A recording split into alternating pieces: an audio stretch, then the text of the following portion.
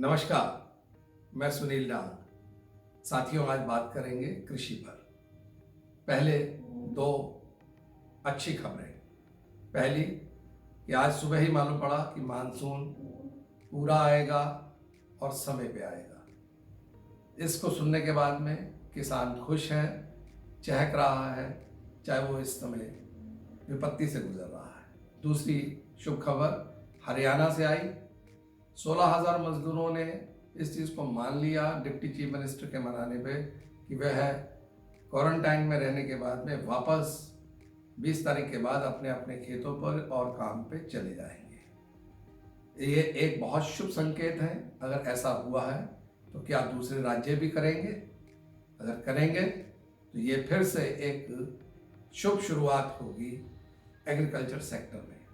अन्य राज्य इस बात को लेकर शुरुआत करें तो ये शुभ लक्षण होंगे। क्या ऐसा होगा?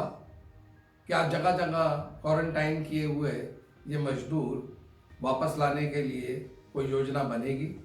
अगर बनेगी तो मैं समझता हूँ ये वक्त का तकाजा है और उसको ज़रूर होना चाहिए। दूसरी ओर हमारे माइग्रेंट लेबर्स हैं, वह आक्रोश में हैं क्योंकि जॉब रही नहीं, कमरे का रेंट दिया नहीं जा पा रहा, खाना खाने के लाले पड़े हुए हैं। भले ही 100 NGOs और सरकार उनको खाना दे दे, लेकिन जो उनके अंदर असुरक्षा की भावना बैठ गई है उसको कौन मिटाएगा? ये बहुत ज़रूरी है। और ये आक्रोश मैं अपने शब्दों में नहीं, आप लोगों ने कई चित्रों में देखे होंगे, चाहे वो सूरत से आ रहे हों, चाहे वो बांद्रा से आ रहे हों, चाहे वो और राज्यों की राजधानियों से आ रहे हों। माइग्रेंट वर्कर चाहता है कि वो वापस अपने शहर चला जाए। ये भी एक नई बात है। मैंने आज तक सुना था कि गांव शहर की तरफ आते हैं, अब पहली बार लग रहा है शायद शहर गांव की तरफ जा रहे हैं। क्यों ना जाएं? मनरेगा के अंदर जब ये इस चीज़ की गारंटी है कि उनको 100 दिन का काम मिलेगा और ये मिनिमम वेजेस पर है, और वो भी आपके हिसाब से 100 दिन शुरू होंगे, किसी और के नहीं, तो उसको अपने घर, परिवार, सुरक्षा और मोह उसको वापस खींच रहा है।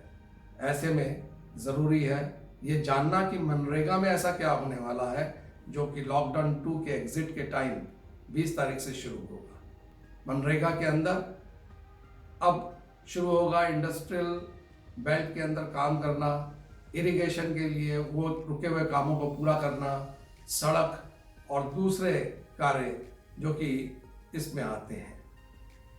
इन सब के साथ में विकास शुरू हो जाएगा रूरल साइड का, जो कि बड़ा डिसबैलेंस था, शहर यानी अर्बन क्लस्टर और रूरल साइड का। अगर ये बैलेंस बनता है तो ये शानदार होगा।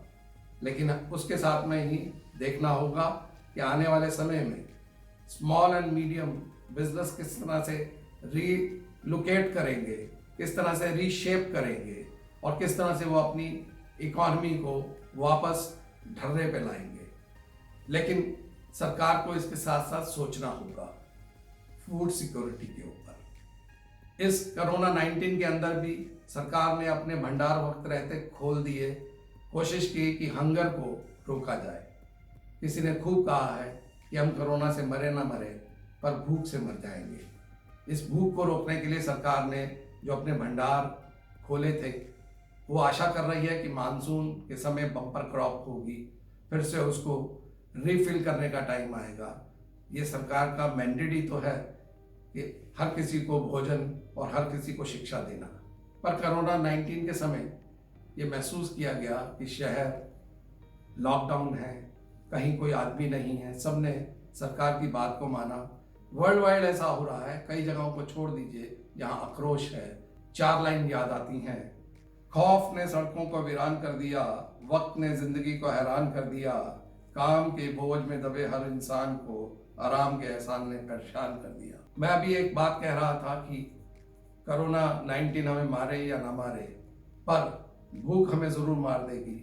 अगर ये दोनों भी ना मारे तो फेक न्यूज़ हमें बर्बाद कर देगी। ये फेक न्यूज़ के चलते ही सूरत के अंदर बांद्रा के अंदर और ना जाने कितने शहरों में इस तरह के आक्रोश सामने आए कि लोगों ने उस तरह की खबरें डाली जो कि सनसनीखेज होती थी, जिसका कोई सिर और पैर नहीं होता था। हमें साथियों देखना होगा कि आने वाले समय में हम उसी खबर को जांच लें, परख लें, फिर ही उसको माने। यानी कि एक समय था, कहा जाता था, बुरा मत सुनो, बुरा मत देखो, बुरा मत कहो।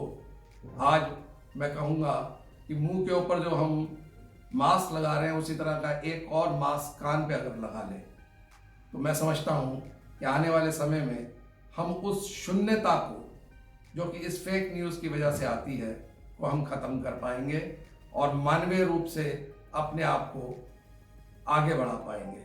अदरवाइज आने वाला समय हमारे लिए बहुत भयानक होगा इस फेक न्यूज़ के चलते। दोस्तों, अगर ये कंटेंट पसंद आया हो, लाइक कीजिए, सब्सक्राइब कीजिए और अपना रिएक्शन ज़रूर भेजिए। मुझे इंतज़ार रहेगा। नमस्कार।